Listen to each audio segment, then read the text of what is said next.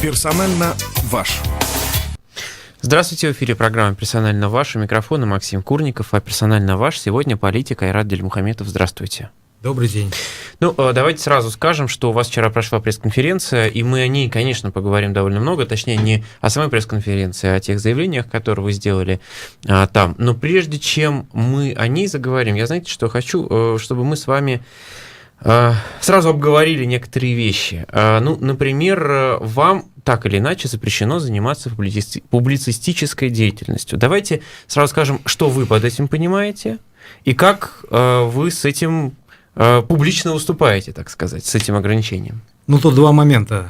Первое, право на публицистику, то есть это включает и право свободы слова, распространения информации, является неотчуждаемым конституционным правом. И то, что в отношении меня есть такой дополнительный вид наказания, это вообще приговор российскому правосудию и российской юридической науке. Я дошел до Конституционного суда, и вот один судья Конституционного суда нашел в себе мужество выступить с особым мнением. Он четко в своем постановлении расписал, почему это антиконституционно.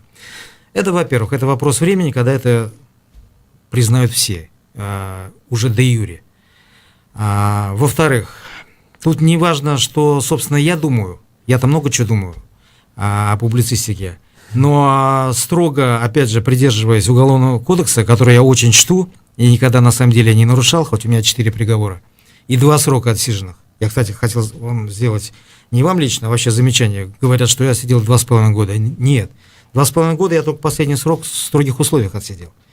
У меня 4 уголовных дела, чудом я ушел из-под 2-го, был осужден на 6 лет по 3-му делу, потом скостил до 3, потом в лагере скинул до 2, а вообще у меня 5 лет отсиженных, поэтому здесь надо быть точным. Так вот, публицистика, если уж строго подходить с позиции юриспруденции, это если некий субъект, скажем, Иванов, написал статью или книгу там, политического характера на острые, злободневные темы, разместил ее, опубликовал за своим именем в средстве массовой информации. Вот это публицистика. А интервью, по большому счету нет, конечно же, но в нашей чудесной стране правит чекистский закон, что дышло, и они могут повернуть путем проведения экспертиз через своих так называемых экспертов, вот с нашего БГПУ, они им любую экспертизу напишут. Кстати, некоторые из этих личностей у вас даже в эфире присутствуют, что меня крайне возмущает. Потому что, знаете, еще 100 лет назад, более 100 лет назад, вот вы как историк должны знать, ни один жандармский урядник не мог зайти на территорию университета, где вы это видели. А сейчас сотрудники, облеченные этими степенями, пишут любые экспертизы по заказу столь уважаемого ведомства, которым является ФСБ. Это неприемлемо. Культурный, интеллигентный человек вообще не может такими вещами заниматься. Я напомню, что мы в прямом эфире, и поэтому наши слушатели тоже могут задавать вопросы свои Айрату Дильмухаметову. Номер для СМС +7 927 304 1051. На всякий случай, для тех, кто впервые захочет написать, помедленнее скажу, +7 927 304 1051. Тем не менее, вы сказали, что то, что вы выступаете где-то, да, в том числе на исторических каких-то мероприятиях, на праздновании дат, на круглых столах, это не является публицистической деятельностью, нет, по-вашему? Не является. Да, и интервью тоже не является. Вот я сейчас объявил о старте своей президентской избирательной кампании. Да, об этом мы сейчас обязательно поговорим. Как кандидат в президенты, и как, кстати, любой гражданин, как я, как вы, я имею право избирать, быть избранным, заниматься политической деятельностью, участвовать в управлении делами государства. Это мое неотчуждаемое конституционное право. Оно мне принадлежит, как и любому гражданину и человеку, с рождения. Мне не государство своим высочайшим соизволением пожаловало это право. Нет, оно мне принадлежит от рождения, и мне его дал Господь Бог. По праву гражданства, да, как Конституция. По праву того, что я человек, а потом уже гражданин какой угодно страны. А если тогда говорить о том, что вы заявили, о том, что вы выдвигаете свою кандидатуру на должность главы республики, во-первых, почему вы считаете, что сейчас самое время? Знаете, когда... Вы ждете досрочных выборов, или вы считаете, что у вас будет длительная избирательная кампания до 2019 года? А мне безразлично, они будут досрочными, срочными, пересрочными. Я иду к своей цели. Моя цель провозглашена давным-давно, в 2003 году, когда я первый раз еще выдвигался в президенты. Сейчас скажу, через 3 года, в 2006 году, главный прокурор республики в своем обвинительном заключении по моему второму уголовному делу фактически подтвердил это мое неотъемлемое право. Собственноручно он вписал в обвинительное заключение такие слова: Дильмухаметов, позиционируя себя непримиримым лидером оппозиции, имея намерение и умысел захватить и присвоить себе полномочия высшего должностного лица Республики Башкортостан и так далее, и так далее. В общем-то, здесь секрет полишинеля. Все в республике, вся политическая элита прекрасно знает мои цели. А отвечая, собственно, на ваш вопрос, почему я сейчас объявил, вот я вам так скажу. Когда долго находишься в замкнутых пространствах, в человеке, может, не во всех, развивается такое особое какое-то чувство, шестое. Он начинает чувствовать. Помните, вот фильм такой «Джентльмен удачи», там был этот доцент, и он говорит: я чувствую, я всегда чувствую. Так вот, первый срок я одно время 88 суток просидел, не выходя из карцера, через матрас. Вот в этот срок находился в бараке строгих условий содержания и думал, лучше бы я в карцере находился, потому что в Сусе это было вообще виллой. Так вот, такое чувство, оно развивается. И вы чувствуете, что надо сейчас? Да, именно.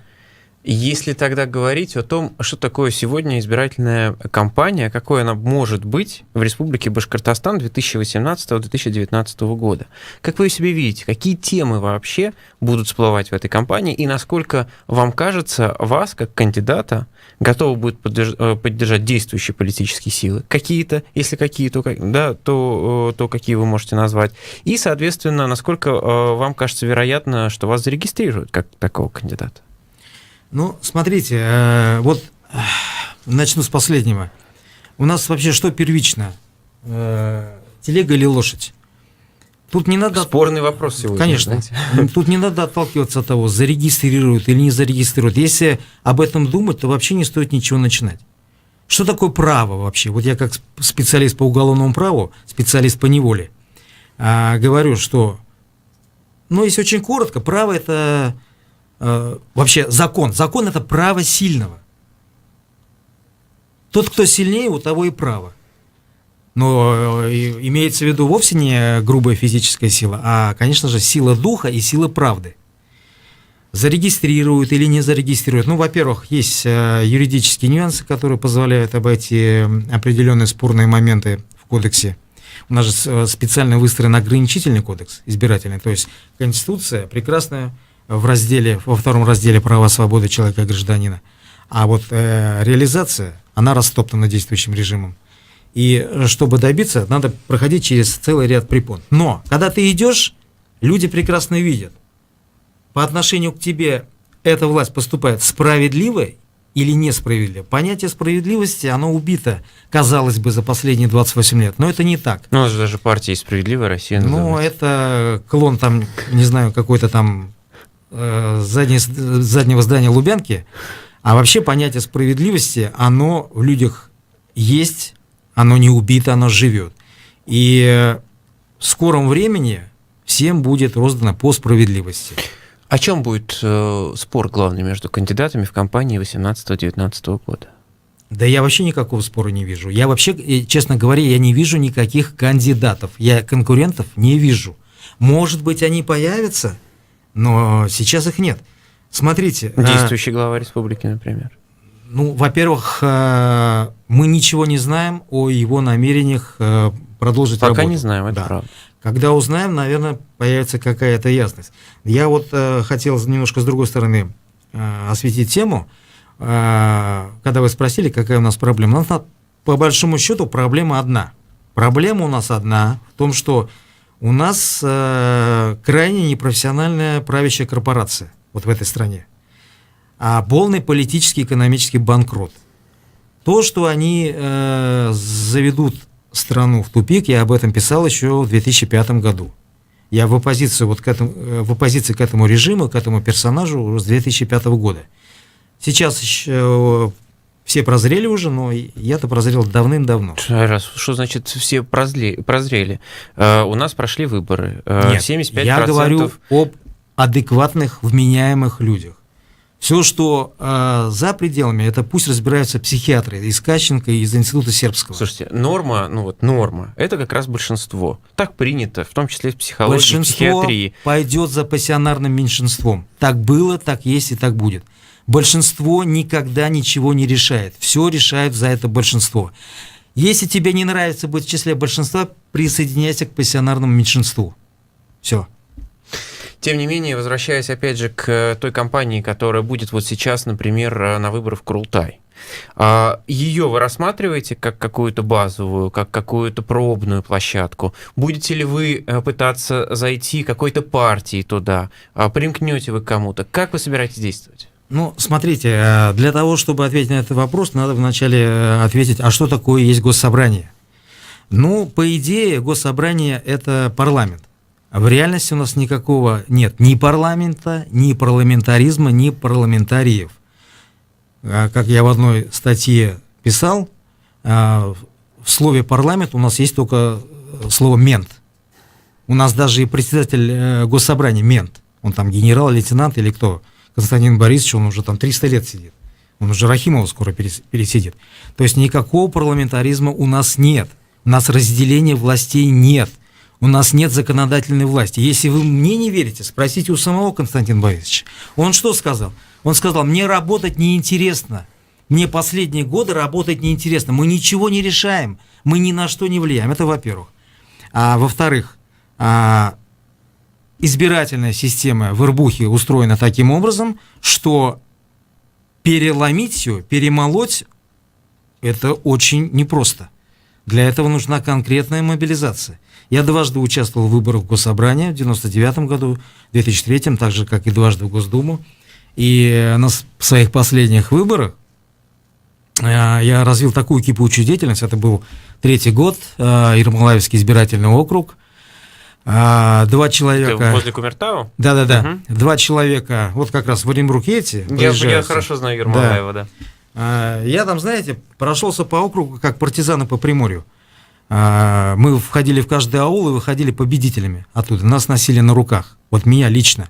И человек с администрации был туда мобилизован, человек с правительства туда был мобилизован. Они решали прямо на месте вот эти вопросы. Все были в панике. Они выходили на меня, предлагали должности, давай вот это, давай вот это. Все это было. И вот этот человек со стороны Самина, он мне потом сказал, что ты набрал 75%, а они мне нарисовали 5%. Вот это башкирская, рахимовская безэлекторальная система голосования. Чтобы ее перемолоть... В 2003 было так же? В 2003 это был расцвет этой системы. Нет, я имею в виду на выборах в 2003 году. Да, конечно. На выборах президента республики? Да. Ага. Я вам скажу по-другому. На выборах президента в первом туре 7 декабря 2003 года Рахимов должен был получить 57% в первом туре. Такая команда была поставлена. Веремеенко 17, Сафин 11. Или 13, сейчас уже не помню. И если бы я не накрыл 800 тысяч фальшивых бюллетеней, причем они ведь какие одаренные люди у нас в администрации, сверхспособные, они вот этот фальшивый тираж печатали в своей же собственной типографии, за которой я заранее установил наблюдение. Это было несложно, потому что она в студенческом городке находится. Вот, мы это все накрыли, и вот этих нужных 800 тысяч бюллетеней они лишились.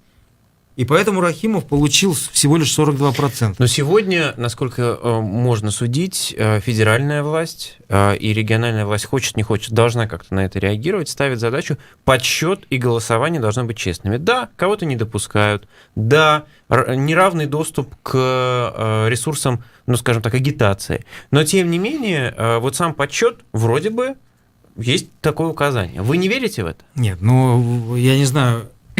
Я вот думал, что я иду сюда на передачу «Персонально ваш», а у меня такое ощущение, что я оказался на передаче «В гостях у сказки».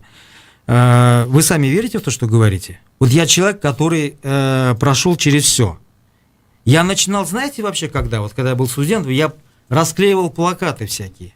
Я наблюдательный был, я что только не делал, прежде чем я стал каким-то там личностью, там, политиком и так далее.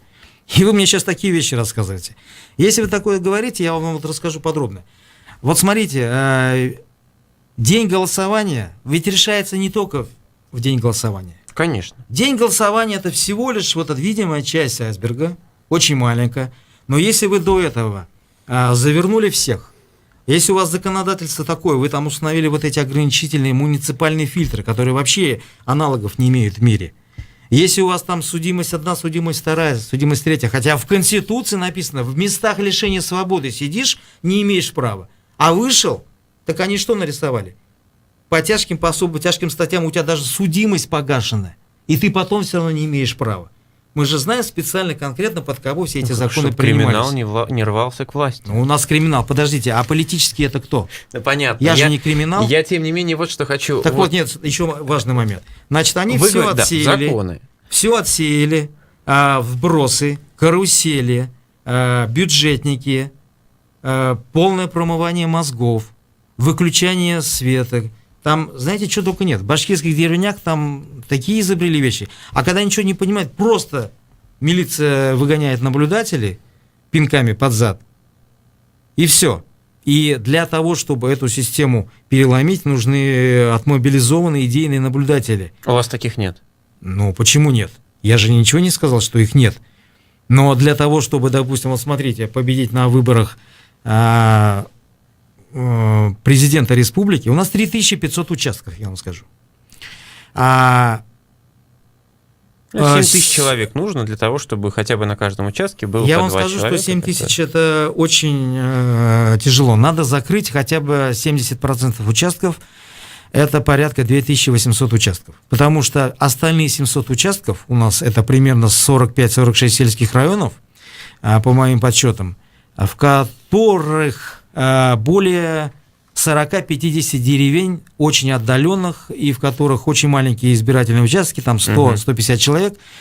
И в эти отдаленные уики посылать людей на машине это очень сложно, это очень дорого на самом деле.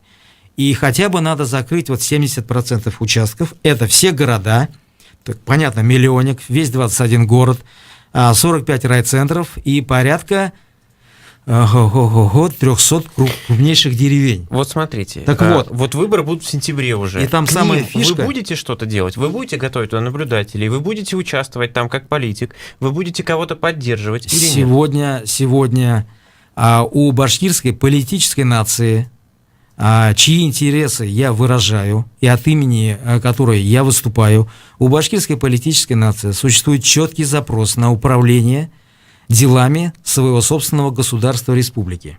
Потому что башкирская политическая нация в результате полной провальной политики 20-летней Третьей Башкирской республики от власти отстранена на всех уровнях, повсеместно. А башкирский народ хочет участвовать в управлении своей собственной республики. Такой запрос существует. И поэтому, даже несмотря на то, что все прекрасно понимают, как проходят эти так называемые выборы, что творится в аулах, в районах, люди хотят участвовать. Без денег, без поддержки хотят. И тут думать нечего. Если ты не можешь какой-то процесс предотвратить, его следует возглавить. Я вижу в том, чтобы весь свой опыт, богатый, в том числе и по наблюдениям, по агитации, передать вот этим нормальным парням, которые рвутся туда для того, чтобы попробовать свои силы. Я буду их поддерживать, я буду тоже ездить по районам, дай бог выступать, через них вести тоже свою кампанию. Потому что моя кампания, она уже идет. Хотим мы этого или нет. Какой политической силе вы ближе всего сегодня? К действующей политической силе? Вот вы говорите, я буду поддерживать кого-то. Это какая-то партия, отделение федеральной партии, или это какое-то движение, которое здесь сейчас работает?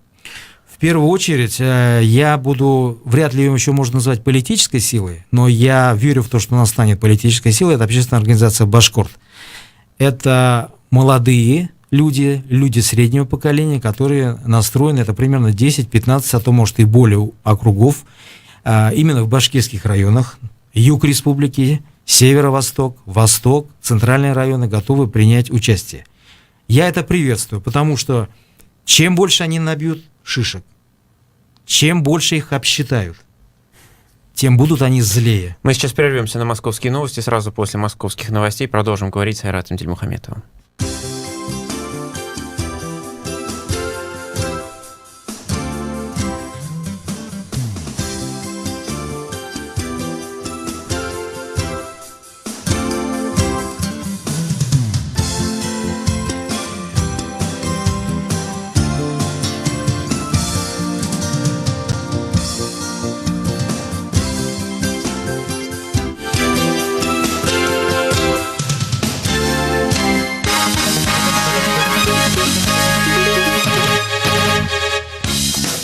В 13:30 в столице. Краткие новости на Эхе. В студии Оксана Пашина. Здравствуйте. Курс евро впервые с весны прошлого года преодолел отметку в 78 рублей. Меньше чем через час после начала торгов стоимость евро выросла больше, чем на 3 рубля. Доллар поднялся выше 63 рублей впервые с декабря прошлого года. Быстрый рост курсов основных валют к рублю начался накануне на фоне введения Минфином США санкций против ряда российских компаний и крупных бизнесменов. Крупные торговые сети предупредили о возможном дефиците продуктов этим летом. В сообщении X5 Retail Group говорится, что это связано с внедрением информационной системы «Меркурий». С июля все производители животноводческой продукции должны перейти на электронный документооборот. В электронной системе будут оформляться ветеринарные сертификаты. При этом около половины поставщиков, которые сотрудничают с X5 Retail Group, не подтвердили готовность работать в системе «Меркурий» или вообще не внедрили ее. Речь идет не только о региональных, но и о крупных федеральных поставщиках. Такая же ситуация и у конкурента X5 компании «Магнит». Только половина его поставщиков зарегистрирована в системе. Об этом пишет газета «Ведомости». Дочь бывшего сотрудника ГРУ Сергея Скрипаля Юлию выписали из больницы после отравления нервно-паралитическим веществом, сообщает Sky News. Как заявила главврач больницы Кристин Бланшар, и Юлия, и Сергей Скрипали очень хорошо реагировали на лечение. Но Юлия поправлялась намного быстрее. Выписка не означает, что лечение закончено, но говорит о значительном прогрессе. Бланшар отметила, что Юлия Скрипаль не хочет, чтобы ее беспокоила пресса, и попросила уважать ее частную жизнь. В Скотланд-Ярде отказались отвечать на вопрос, обеспечивает ли полиция Лондона безопасность Юлии Скрипаль, при этом в полиции сослались на интересы пострадавших. Ушла в отставку судья столичного Пресненского суда Татьяна Васюченко, которая рассматривала дело бывшего губернатора Кировской области Никиты Белых. Как сообщили Интерфаксу в пресс-службе суда, Васюченко уволилась по собственному желанию еще 15 марта. Источник ТАСС, знакомый с ситуацией, сообщил, что решение об увольнении судья приняла после того, как ее отказались назначить на должность председателя Кунцевского районного суда Москвы. О погоде в Москве этой ночью от 2 до 4 градусов тепла, завтра днем от 7 до 9 градусов, переменная облачность, осадков не ожидается. Сейчас в Москве 18 градусов. Оксана Пашина, служба информации, Эхо Москвы. Реклама. Афиша исторического парка «Россия. Моя история». Исторический парк «Россия. Моя история» – это масштабный мультимедийный комплекс, в экспозициях которого представлена вся история России от конца первого тысячелетия до современных дней. Более чем тысячелетняя история страны дается здесь панорамно при помощи современных технологий. Это настоящий живой учебник истории России, полюбившийся школьникам и студентам за свою наглядность и увлекательность. Материалы экспозиции рекомендованы Министерством образования и науки Российской Федерации и расположены на площади более 7000 квадратных метров. Уточнить любую интересующую информацию можно по телефонам 287 29 53 и 286 6066. Телефон рекламной службы «Эхо Москвы» в Уфе. 216 35 99. Будет реклама, будет и эхо. На то мы и партнеры. Персонально ваш. Продолжаем программу «Персонально ваш». Я напомню, что «Персонально ваш» сегодня политик Айрат Дильмухаметов, и каждый наш слушатель может задать вопрос по СМС +7 927 304 10 51. Кстати говоря, СМСки приходят, я чуть попозже к ним перейду. Там не только вопросы, но и мнения приходят. Я постараюсь и мнение как-то в ткань разговоров плести. Ну, давайте тогда все-таки вернемся к выборам. которые будут вот в Курултай, вы говорите, Курултай сегодня ничего не решает, это не тот орган, который может с гордостью называть себя парламентом, тем не менее, насколько реально у разных оппозиционных сил, не только Башкорта или Конгресса башкирского народа, например, но и у других каких-то субъектов, да, процесса, есть шансы поменять эту ситуацию или шансов нет никаких? Ну, я думаю, шансы есть, конечно, но, скорее всего, они минимальные. Но ведь вопрос-то не в том, чтобы поучаствовать в этом забеге и в конце получить в качестве морковки какой-то мандат. Вопрос в том, чтобы вести просвещение своего народа, заниматься политической агитацией, распространять собственные взгляды. Ну, а если обсчитают, я же сказал... Набьют шишки, хорошо. Конечно, Послушайте, а разве мандат сама по себе не какая-то цель и ценность? Потому что, как ни крути, но статус депутата Курултая позволит, наверное, да? Статус совершенно депутата по-другому... Курултая ничего не позволит, потому что, я еще раз возвращаюсь, смотри, пункт 1, никакого парламента Курултая у нас нет. Нет. Вот мой друг Арсен Нурижанов очень хорошую фразу сказал по поводу этих депутатов: жопы со значками. Вот. Я, конечно... По-моему, у нас не в эфире, он сказал. Ну, не в эфире, да.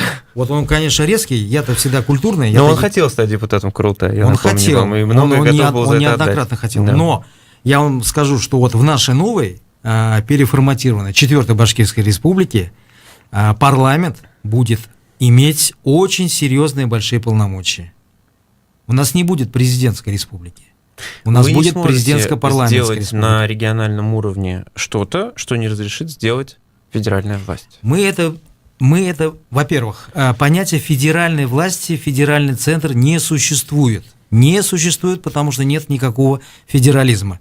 Есть империалистская страна, есть метрополия, есть колония. Все, о каком федерализме вы говорите? Это во-первых. Те вещи, которые мы будем осуществлять все вместе, весь народ нашей республики, будут происходить в условиях политических, социально-экономических преобразований. Мне сейчас ничего делать не надо. Вот меня раньше постоянно сажали, осуждали за призывы там, к экстремистской деятельности, разжигание ненависти, вражды, унижение человеческого достоинства и так далее, и так далее. И вот как Куртин писал, намеревается захватить, присвоить себе полномочия высшего должностного лица. Я сейчас в этом плане ничего не делаю, потому что все делают за меня. Делает вот эта империалистская власть. Они ведут в правильном направлении, пусть идут, я им мешать не собираюсь. И вот когда они уже доведут все полностью до ручки, я же все это видел, у меня в этой жизни было. Одна центральная власть уже привела к такому же печальному итогу. Просто я тогда был молодой, наивный, неопытный, да и весь народ был. Мы что, вчерашние совки, что мы знали-то, кроме огонька и нового мира? А сейчас все будет по-другому. Сейчас все будет по-другому. Почему? Потому что мы уже не совки, мы уже и не постсовки.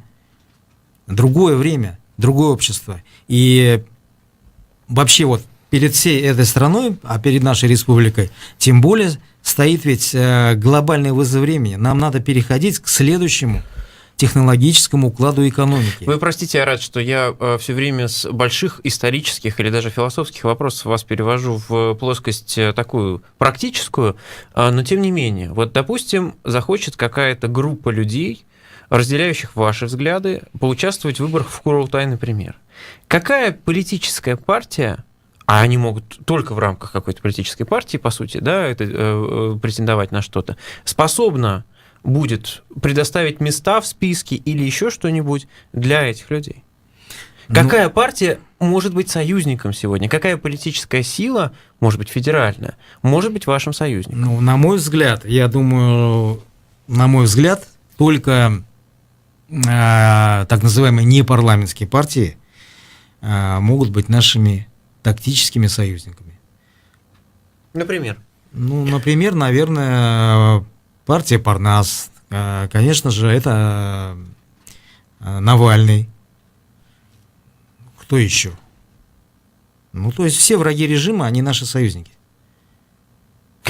Я, когда услышал фамилию Навальный, у меня немножко, знаете, несостык, потому что произошел, да, потому что ваш коллега тоже когда-то политик, хотя сегодня он просит называть себя общественным деятелем, Азамат Галин, который возглавлял Курултай башкирского народа. Вот он, например, о Навальном довольно жестко говорил, что он националист, да, он против того, чтобы там такие республики, как, например, Республика Башкортостан, имели больше полномочий, чем другие российские регионы. Он не может быть нашим союзником. Здесь три важных момента, о которых стоит сказать.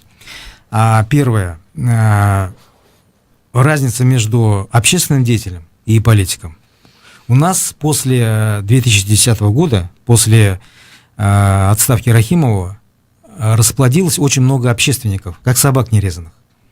Вот что-то раньше я никого их не видел и не знал. Ну, Азамат Галин все-таки возглавлял Курултай. Потому что, минуточку, потому что заниматься общественно-политической деятельностью было очень опасно.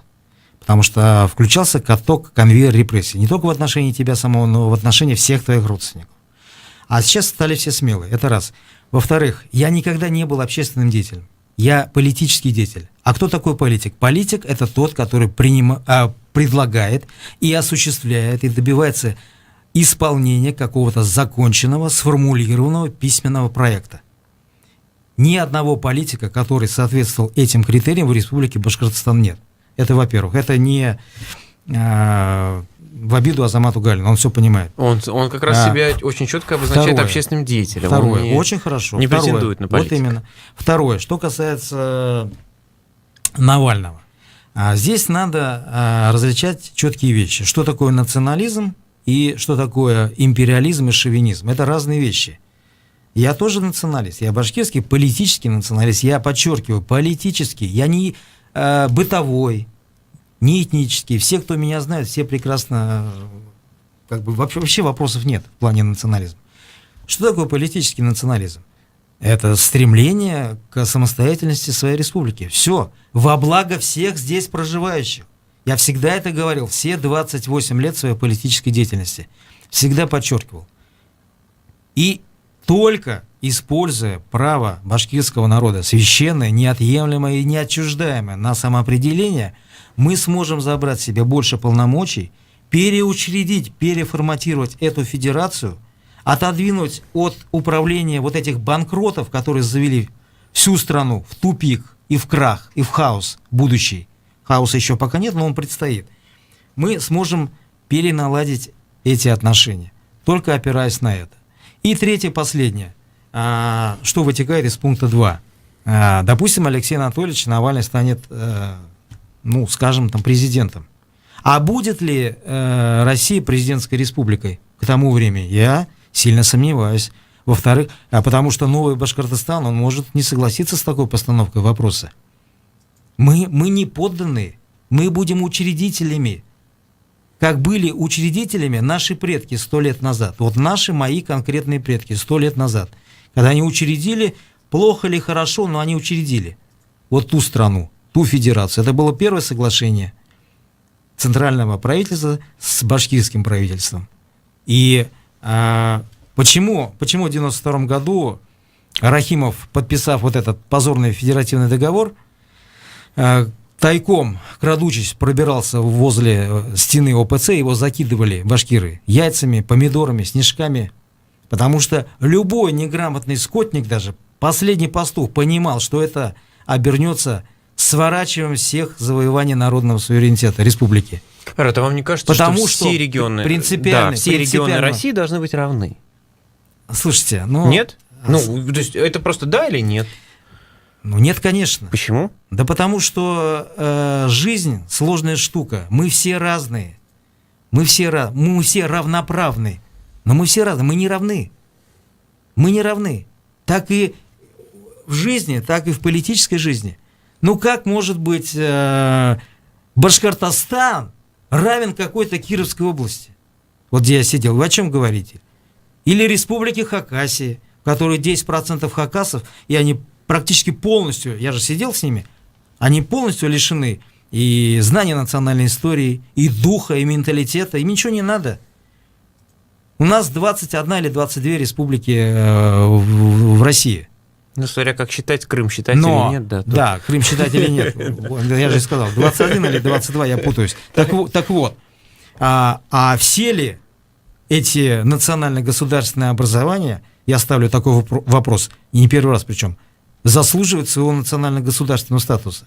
Извините, во-первых, его надо при создании заслужить, а во-вторых, надо его подтверждать. Правильно ли я вас Каждое понимаю? поколение должно подтверждать Правильно этот ли я статус. понимаю вас, Айрат, что вы предлагаете делить регионы Российской Федерации по национально-этническому? Я не предлагаю ничего делить, оно само все без меня Не, разделится. я имею в виду, вы делаете разницу. Если у вас есть определенный национальный состав, вы заслуживаете больших льгот. А если у вас обычная область Российской Федерации, как Кировская, например, которую ну, ребят, извините, терпите. Ну, смотрите, вот давайте такой момент. Вот какая-то этническая группа, да, пусть даже коренная на своей территории, и пусть даже она обладает численным перевесом, но если она полностью лишена своего самосознания, знания своей истории, полностью русифицирована, колонизирована, ну, что она может дать? Я просто, в принципе, не понимаю, как в 21 веке можно мерить, я не знаю, там, налоговые льготы или еще что-нибудь национальным признаком. Или там сохранением национально-культурных традиций. 21 век, вообще все государства в мире,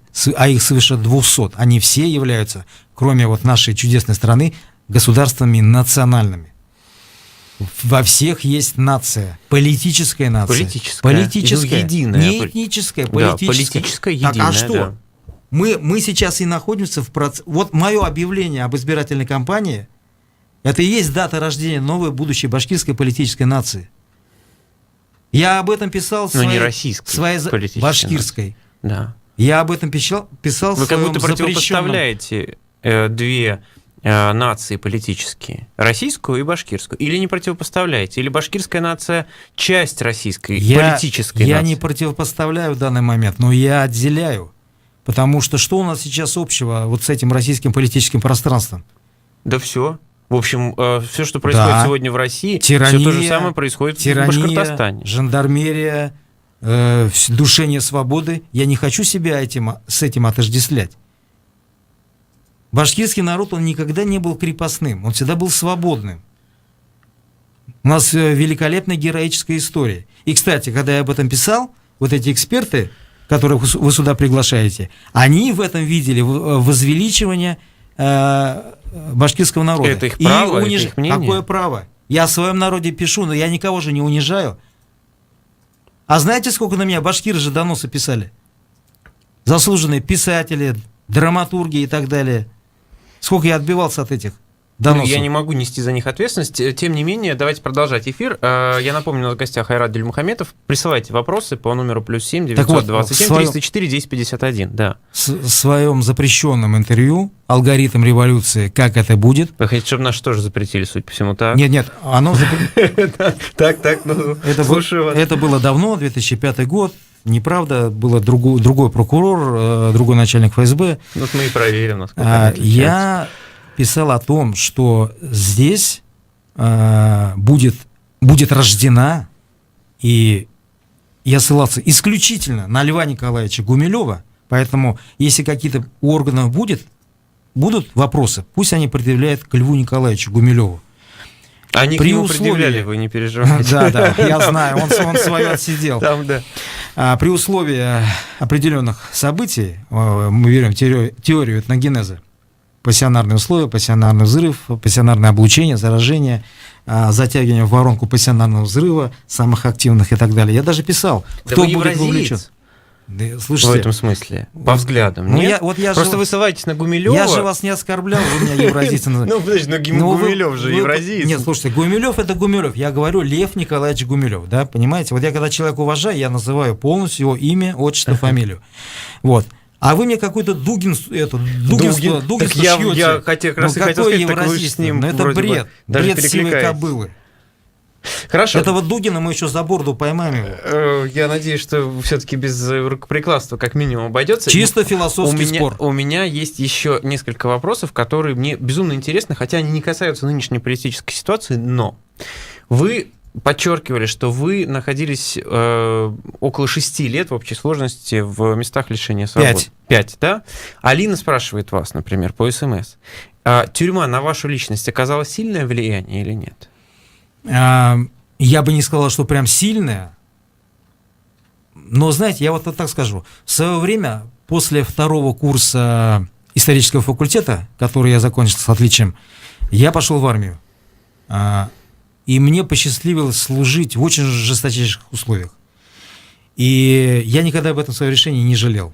Наоборот, вот этот период дал мне очень много для формирования личности. Также и вот эти тюрьмы, лагеря, они тоже мне очень много дали.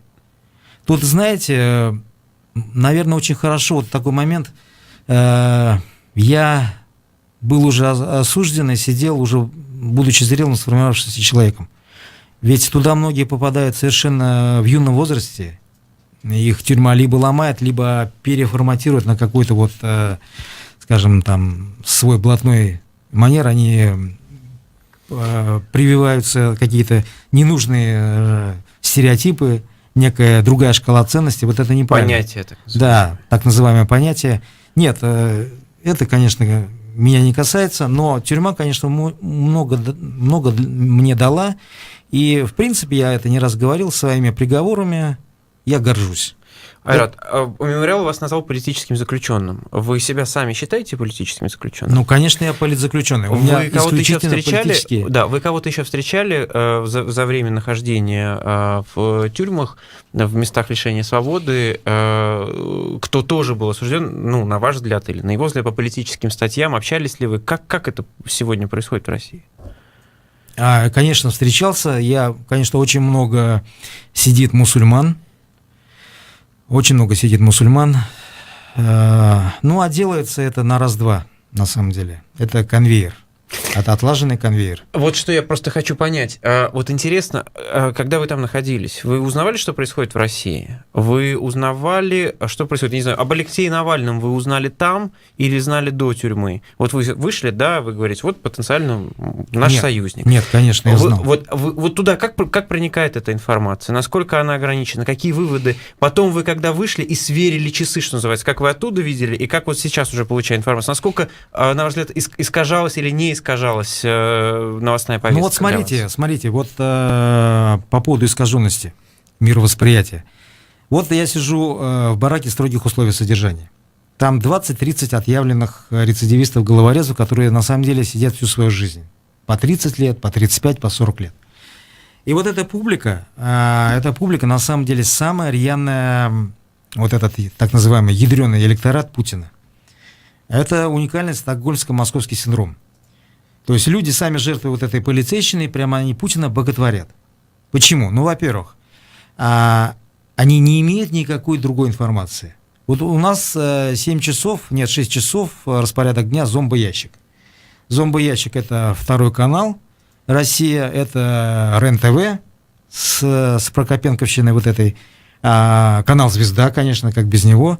И вот этот бред, изливая вот эти информационные помои, вот изливаются. А при том, что они все люди без не то что классического образования, как у нас с вами, а вообще без образования, они все это воспринимают за чистую монету. Вот в Кирове там сплошные шовинисты.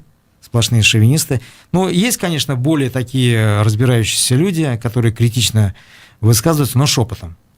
Потому что все прослушивается, кругом кумовья или подкумки, и все это становится сразу известно. А вы как получали информацию? Вы выписывали что-то, читали? Как это работает? Ничего там не выписывать не дают, и письма все проверяются, иллюстрируются.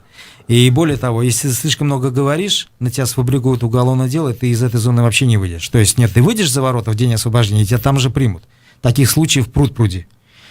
Особенно это касается мусульман. Я вот, например, вообще никаких разговоров на исламские темы не вел там. Потому что примеры были. Люди просто общаются, включается запись, потом сотрудники дают показания, сами зэки в качестве секретных свидетелей каких дают показания, и все, человек получает срок по любой статье и дальше сидит в другом же лагере. По религиозному экстремизму, да? Да, это ужасно на самом деле, что происходит. То есть никакой свободы вероисповедания, свободы совести у нас нет. А вот пример по поводу получения информации. Вот смотрите, сейчас я вам скажу. Март 2017 года. Пресс-конференция нашего «Все», он там где-то на коллегии Генпрокуратуры выступает и обращается с такой речью. Да, это РЕН-ТВ новости. сколько можно давать этим коррупционерам, вернее, борцам с коррупцией? Мы что, сами не можем бороться с коррупцией? Я сижу, думаю, анализирую. Так, если этот персонаж заговорил о борце с коррупцией, ну, скорее всего, это Навальный. Значит, Навальный что-то начитил, значит, что-то натворил. Ну, забрасываю информацию, пробиваю через сотрудников обычно, потому что они все-таки ходят на волю. И через 2 недели всплывает информация, что да, ФБК опубликовал фильм «Он вам не Димон». Потом мне сын пишет, тоже зашифровано. Мне сын в письме, парню 15 лет, рассказывает про какого-то Леху. Значит, что Леха выпустил видос. В видосе там Димон, ну, как бы он специально шифруется, рассказывает о своем приятеле, школьном товарище. Цензор смотрит, ничего не находит, мне письмо дает. Но я из этой информации понимаю, что Алексей Навальный снял какой-то мощный разоблачительный фильм о Дмитрии Медведеве, там 20 миллионов просмотров и так далее, митинги по всей стране. Вот так я получал информацию.